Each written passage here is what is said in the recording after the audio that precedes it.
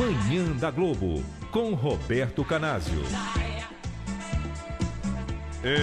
Falar de frenéticas, né, é falar de uma época, de um movimento, é falar de uma transformação.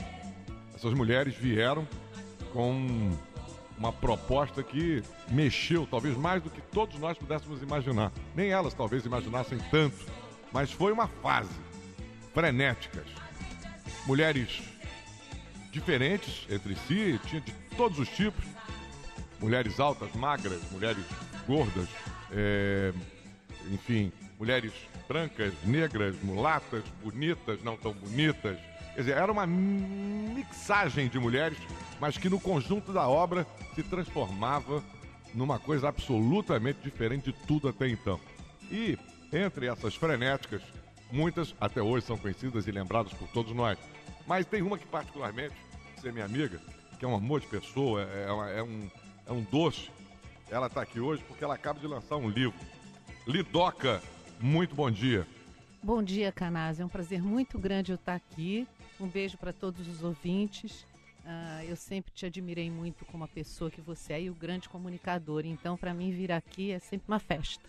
O livro da Lidoca, apesar de ela estar eterna e estreitamente ligada às frenéticas, tanto é isso, é verdade, que o livro se chama Lidoca, uma vida frenética. Claro que esse frenética aí está associado ao movimento das frenéticas. Mas o livro aborda algo que na minha mente também não ficou muito na lembrança, não.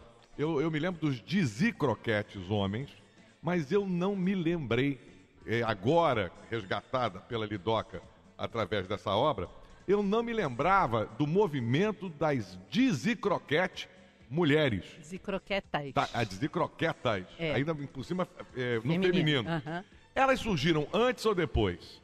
Não, foi assim. Quando eles chegaram em São Paulo, começou um movimento. Vamos falar do ano. Isso era que ano? 1972, finalzinho de 72. Ditadura e censura cortando tudo. Tudo. Então, eles começaram a criar um movimento, porque os jovens, a classe artística, todo mundo começou a ficar deslumbrada com aquele espetáculo que era de uma disciplina, assim, em termos de coreografia. Você via aquela coisa limpa, linda e única, né? Que era a dança do Lenny Dale. Porque os Dizi, eles não vieram transformados em mulheres. Eram homens vestidos de mulher. Isso. Não eram travestis. Não. Esse foi a coisa. A androginia começou ali. Quer dizer, eram homens. Explica. Eles exerciam a sexualidade feminina e masculina ao mesmo tempo. Eles tinham pelos nos corpos, tinha uns que tinham barbas, vestidos de mulheres, mas eram rasgados, era uma coisa irreverente.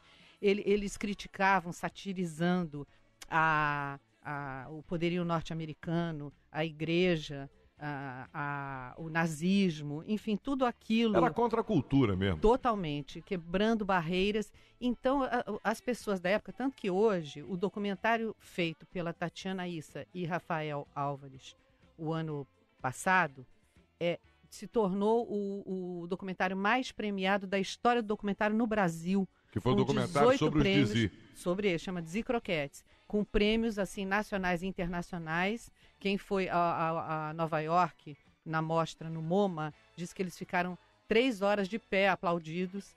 E no trailer do documentário, entrando no YouTube, tem trailer do documentário Dizicroquetes, tem falando o Gil, o Ney Matogrosso, a Cláudia Raia, várias personalidades. Eu falo também, as meninas, as outras, porque dentro das croquetas tinham 3 frenéticas, além de outras artistas.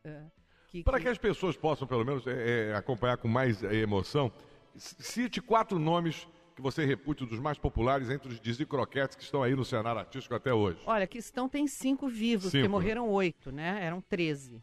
Tem o Cláudio Tovar, premiadíssimo como cenógrafo, figurinista, ator agora nas Mimosas da Praça Tiradentes, fazendo um trabalho espetacular. Ciro Barcelos, que fez o Francisco de Assis, né? E que está sempre fazendo coisas em relação à ecologia, em relação à arte cênica. O Bayard Tonelli, que atua bastante na poesia, né? Interpretando nos movimentos poéticos. E o Rogério, que não está muito bem, ele se afastou Se afastou, né? Se afastou, está em Miracema, voltou para a cidade dele, morava em Paris. Eu pedi 4, tudo bem, tem muito mais. Tem o Lenny Daly, que morreu, que foi, acho que, a mãe de todos. Ele era o ícone. Não, a mãe foi o Wagner, que era o autor, que a filosofia era dele. O Wagner Ribeiro, que é o meu guru. Wagner Ribeiro de Souza. Ele que compôs, que as Frenéticas gravaram, que nós gravamos, né? A Vingativa, Crise Darling, que a Cláudia Raia também cantou no espetáculo dela. E, respondendo a sua primeira pergunta, quando eles apareceram, essas jovens mulheres que se tornaram as Zicroquetas começaram a entrar na vida deles assim, intrinsecamente mesmo. Até um dia que o Wagner resolveu montar o espetáculo As Fadas do Apocalipse, ele escreveu para nós. O Lene não gostou da ideia. Ele falou, não, vamos montar com a Duzina Carati, a Vilminha da Banana, bailarinas. Aquela Vilma da Banana também estava metida nisso? Tava, ela era amiga dos Croquetes daqui do Rio, antes deles irem para São Paulo. A Vilma da Banana morreu precocemente, né? Foi, ela teve um ataque cardíaco assim, repentino e se foi. Beleza, né? Ela era divina. E ele queria fazer com profissionais da dança. E o Wagner, não, vamos fazer com elas que nos amam, que estão aqui, porque a gente já incorporou a filosofia deles, os costumes, a gente se vestia de forma diferente, com aquelas camisolas de seda que a gente tirou do baú das avós e das mães, cheias de purpurina, flores nos cabelos. Era uma coisa muito... Começamos a falar como eles, a nos comportar como eles, saíamos juntos, era a família, Família Croquete. E assim ele fez o espetáculo, eles brigaram entre eles, foi uma loucura, foram embora para a Europa, onde fizeram um sucesso absurdo, porque a Liza Minnelli, quando eles chegaram, fez aniversário. Ela já adorava eles, era louca pelo Lene. E eles foram preconceituados, como aqui no Brasil também, por serem gays. Então, quando chegou lá, eles não estavam conseguindo portas para entrar, até que a Liza foi aniversário dela e a mídia, ela falou assim, eu só vou aceitar esse aniversário que vocês estão me propondo se toda a mídia for comigo assistir o que há de melhor na noite parisiense, que são os Zicroquetes. Aí eles estouraram na Europa. Quer dizer que foi a Liza Minnelli que tirou do gueto. Foi, quer dizer, lá em Paris, porque estava coisa... Engraçado, preconceito na Europa, mas ela também falando de década de 70, né?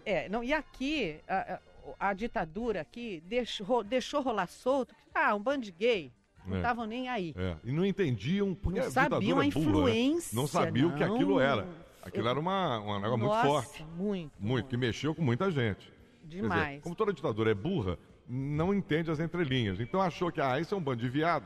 Então isso aí é uma caricatura, não tem nenhum tipo, nada. Era um bando de artistas que estavam ali se rebelando contra tudo, inclusive contra a própria ditadura no Brasil. Justo, quebrando todas as regras de uma forma assim única que nunca mais... Olha, se hoje os Zicroquetes fossem montados daquela forma, eles seriam vanguarda. É uma coisa Não, foi algo espetacular, realmente. Para vocês terem uma ideia, eu acho que quem não conhece, não viu, porque os Dizzy, eles apareciam muito em televisão e tal, mas não era um espetáculo que estava ao alcance de todo mundo. Mas, para vocês terem uma ideia, era o comportamento do Ney Matogrosso em Secos e Molhados. Era aquela que veio depois, né? Porque o Ney, na época, em São Paulo, ele era artesão, ele costurava o couro. E ele fazia parte do público diário do Zi. Mas o Ney confessou que ele se inspirou naquela coisa andrógena em cima dos Zi. Né? Quer dizer, então você vê que foi uma coisa forte. E a Lidoca resolve, então, fazer a sua autobiografia desde o momento que sua mãe chega para ela. O que a sua mãe disse para você? Você tinha quantos anos? Coitada, mamãe hoje ela está comigo com 90 anos, eu trouxe ela de São Paulo, uma gracinha, resgatamos todo esse afeto, uma coisa importantíssima. Eu tinha 23 anos... E ela, quando eu falei para ela, mãe, vou pro palco, que a família tradicional italiana não deixava eu chegar perto das artes. Vou pro palco. Wagner me chamou para fazer as croquetas. Ou você alisa o seu cabelo, muda seus amigos, suas roupas e vai trabalhar num banco, ou você sai. E eu saí. Quer dizer, ela não te deu uma opção, uma terceira opção, ela dá ou desce. Mas não foi nem ela, foi a minha irmã mesmo, a minha avó, que eram mais fortes, que influenciaram ela. Conservadores.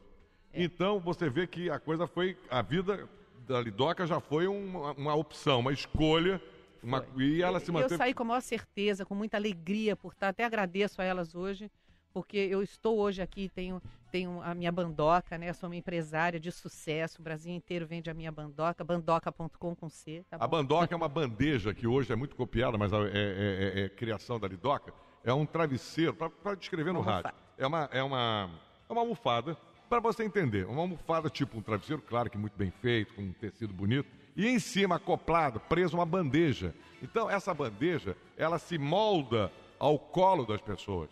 Por ser uma almofada, então não tem aquela coisa da bandeja cair. Não, você pega, minha mãe usa até hoje. Ela usa essa bandeja e é uma bandeja que ela patenteou. E hoje, olha, uma coisa de louco, todo mundo tem. 25 a anos. Bandoca já tem 25 anos. Já, serve para comer, para escrever, para ler, para tudo. E o laptop, principalmente. O laptop também. Né? E eu lancei essa Bandoca na Manchete, então, com você, quando você lançou. Foi na quando Manchete. A gente trabalhava junto lá. Nossa Senhora.